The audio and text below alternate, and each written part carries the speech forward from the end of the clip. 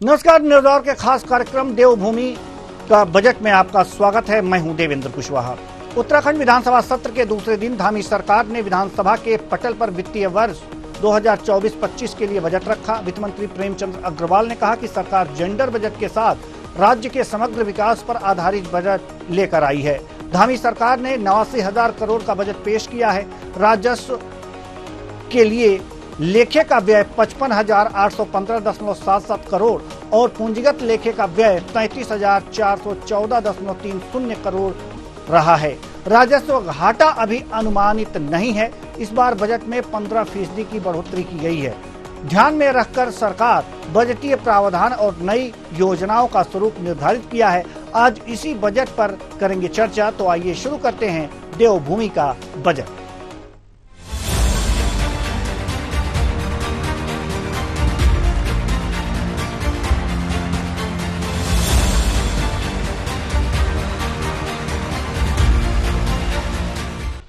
सरकार का बजट सशक्त उत्तराखंड पर केंद्रित है।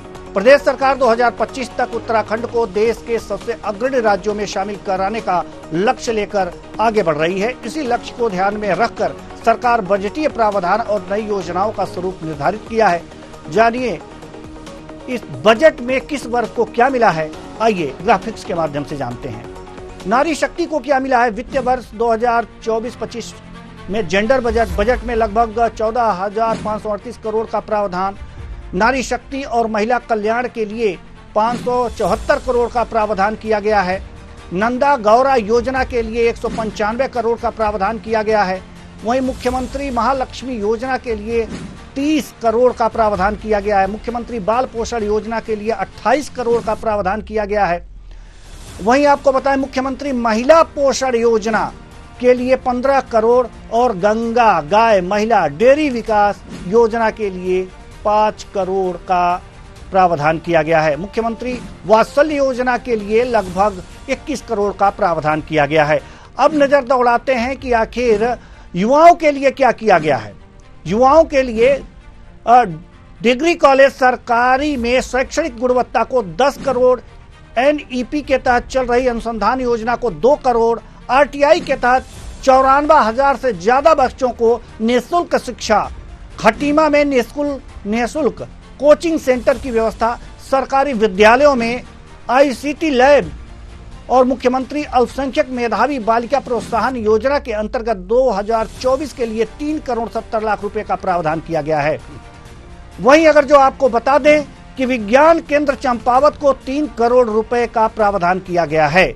अब बात करते हैं कि युवाओं के कल्याण और खेलकूद के लिए क्या व्यवस्था की गई है। तो युवा कल्याण एवं खेलकूद के लिए कुल प्रावधान 534 करोड़ रुपए का 2022-23 में वास्तविक व्यय जो था 229 करोड़ रुपए का था। 2023-24 का संशोधित अनुमान जो है 233 करोड़। तकनीकी शिक्षा के लिए 24-25 के लिए कुल प्रावधान 321 करोड़ की व्यवस्था की गई है।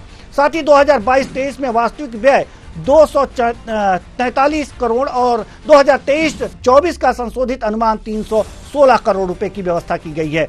अब आपको बात करते हैं उच्च शिक्षा की। तो उच्च शिक्षा के लिए बजट में 2024-25 से कुल प्रावधान 824 करोड़ रुपए की व्यवस्था की गई है। 2022-23 में वास्तविक व्यय 733 करोड़ का था और 2023-24 का संशोधित अनुमान 763 करोड़ का था। अब बात करते हैं कि स्वास्थ्य एवं शिक्षा के लिए क्या किया गया है। तो स्वास्थ्य एवं शिक्षा के लिए 15,376 करोड़ का प्रावधान किया गया है और वहीं राष्ट्रीय स्वास्थ्य मिशन के लिए 1,010 करोड़ का प्रावधान किया गया है। अटल आयुष्मान उत्तराखंड योजना के लिए 500 करोड़ का प्रावधान किया गया है। वह सहायतित उत्तराखंड हेल्थ सिस्टम डेवलपमेंट परियोजना के लिए 105 करोड़ का प्रावधान किया गया है। राष्ट्रीय आयुष मिशन के लिए 96 करोड़ और कक्षा 1 से 8 तक के विद्यार्थियों के लिए निःशुल्क जूता बैग व्यवस्था के लिए 25 करोड़ का प्रावधान किया गया है। अगर उद्यमिता, कौशल एवं नवाचार को बढ़ावा दिए जाने के लिए 7 करोड़ की व्यवस्था की गई है। तो ये थे वो महत्वपूर्ण बिंदु जो इस बजट में, उत्तराखंड के बजट में पेश किए गए थे। आइए अब वित्त मंत्री प्रेमचंद अग्रवाल का क्या कुछ कहना है, वित्त मंत्री उत्तराखंड का क्या कुछ कहना है, आइए वो भी सुन लेते हैं। हमने ये बजट दिया है 88,230 करोड़ का बजट इस बार का है। मैं कह सकता हूं कि पूरे प्रदेश के लिए, जहां हम लोग गरीब की बात करते हैं, युवा की बात करते हैं, अन्नदाता की बात करते हैं, नारी की बात करते हैं, हम शहर की बात करें, हम गांव की बात करें, हम गरीब की बात करें, हम किसान की बात करें, हम सभी तरह से इस बजट में हमने सभी के लिए इसमें प्रावधान किया है। और माननीय प्रधानमंत्री जी का जो आदेश, आशीर्वाद, जो हमारे साथ उनका हमेशा एक गार्जियन की तरह हमारे को उनका प्यार मिलता है, आशीर्वाद मिलता है। उन्होंने जो मूल मंत्र दिया था कि सबका साथ, सबका विकास, सबका विश्वास और सबका प्रयास, उस नाते हमने आज बजट प्रस्तुति किया है। और आप देखिए जिस प्रकार से हमारे मुख्यमंत्री जी, एक बात उन्होंने कहा है कि हम जो संकल्प लेते हैं उसको हम आगे करने का भी प्रयास करते हैं, यानी विकल्प रहित संकल्प। जो संकल्प हमने लिया था कि समान नागरिक आचार संहिता, समान नागरिक संहिता, उसको हमने लागू किया है। जिस प्रकार से हमने यहाँ पे जो हमारे नकल अध्यादेश को कड़े कानून के तहत हमने यहाँ पे लागू किया है, यहाँ सुशासन की बात करें, यहाँ पे किसी भी वित्तीय अनुशासन की बात करें, सबको हम लोग जोड़ते हुए आज मैं कह सकता हूँ कि एक अच्छा बजट, संतुलित बजट, समावेशी बजट, सबके लिए बजट, पूरे प्रदेश के लिए बजट, ये हमने प्रस्तुत किया है।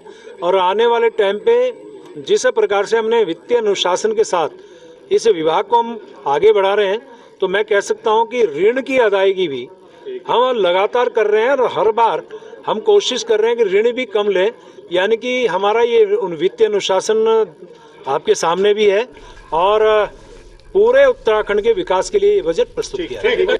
तो पूरे उत्तराखंड के विकास के लिए यह बजट प्रस्तुत किया गया है और बजट की जो प्रमुख बातें हैं हमने आपको बताई भी हैं। इसमें जो एक महत्वपूर्ण चीज ये आ रही है कि ये जेंडर आधारित बजट कहा जा रहा है, यानी कि नारी शक्ति पर ज्यादा फोकस है। और दूसरी बात यह है कि इसमें जो है राजस्व घाटे का अनुमान नहीं लगाया गया है।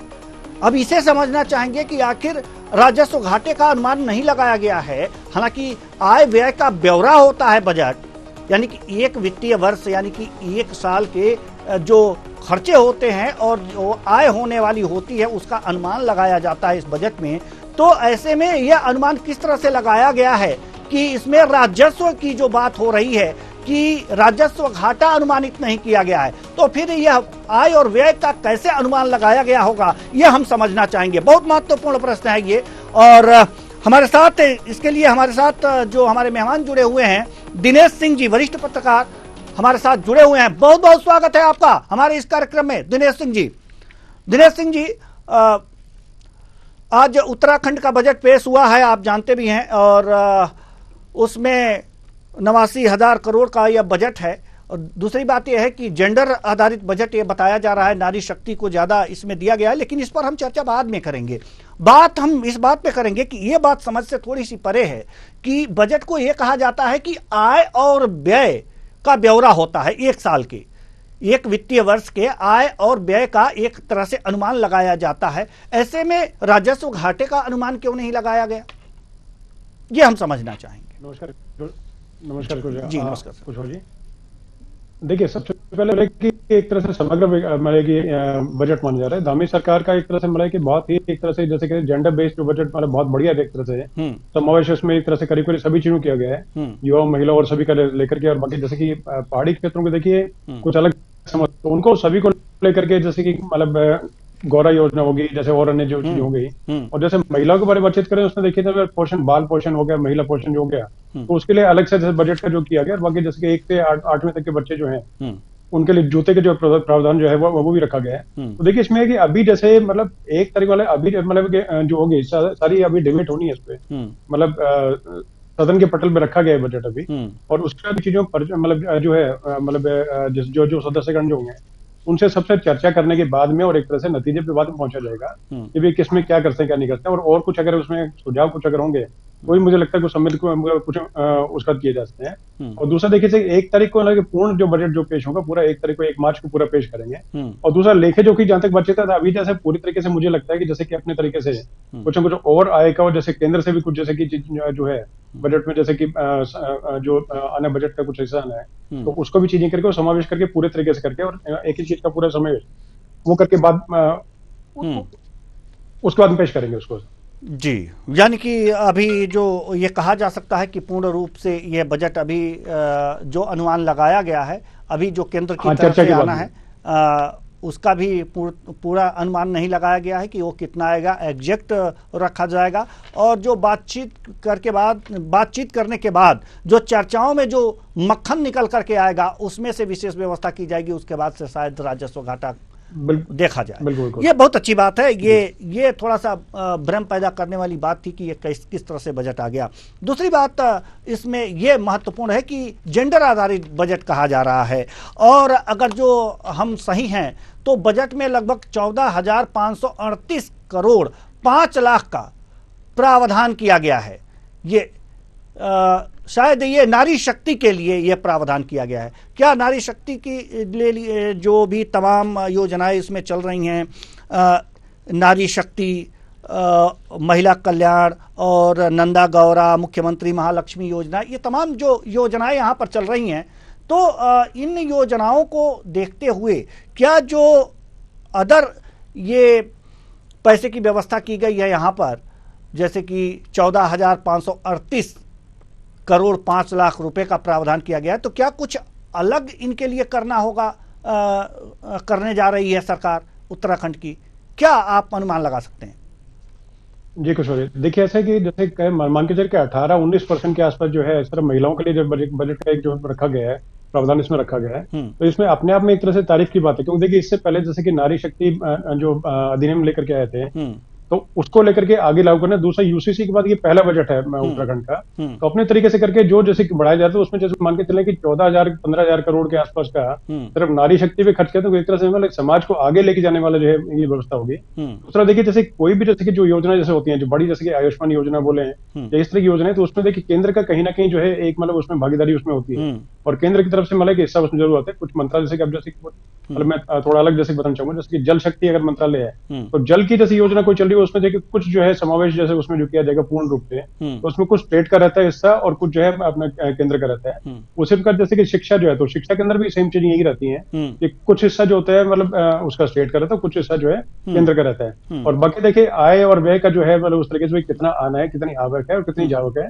कितना जाना है, कितना खर्चा करना है, तो वो सब मतलब जैसे करने की चीजें जो है वही होती है। ठीक है कि मतलब कुछ जैसे की चीजों में सरकार जो है वो मतलब नए तरीकों की जैसे अभी मॉडर्न तरीके से मॉडर्न टेक्निक को यूज करके रेवेन्यू बढ़ाने के तौर पे, क्योंकि धामी सरकार ने पिछली बार कई नवाचार किए थे, अभी हमें उम्मीद है कि नए तरीके से कुछ जैसे कि अलग तरीके से कुछ चीजें करके और रेवेन्यू बढ़ाने पे जो है जोर दिया जाएगा। तो अभी इसलिए मतलब कि फिजिकल डेफिसिट जो है कि उसमें कितना जैसे उसमें जो मतलब कितना डेफिसिट रहेगा, क्या रहेगा, तो इसीलिए मतलब पूरी चर्चा वर्चा की बाद में चीज निकल के आ पाएंगे। लेकिन अभी के हिसाब से ये माना जाएगा मतलब काफी हद तक जो है पूरी चीज समावेशी है और सभी के मतलब कि सबका साथ सबका विकास के साथ में करके और किया गया। मतलब तारीफ के काबिल बजट है, बहुत बढ़िया बजट है हर किसी वर्ग। लेकिन एक चीज हमने ये देखा है कि जो नारी शक्ति को जो मिला है, इसमें नारी शक्ति को जो मिला है, इसमें पोषण से संबंधित तमाम योजनाओं पर जो पैसे दिए गए हैं, जैसे कि अगर जो विकास योजनाओं के लिए गंगा गाय महिला डेयरी विकास योजना और मुख्यमंत्री महिला पोषण योजना, मुख्यमंत्री बाल पोषण योजना,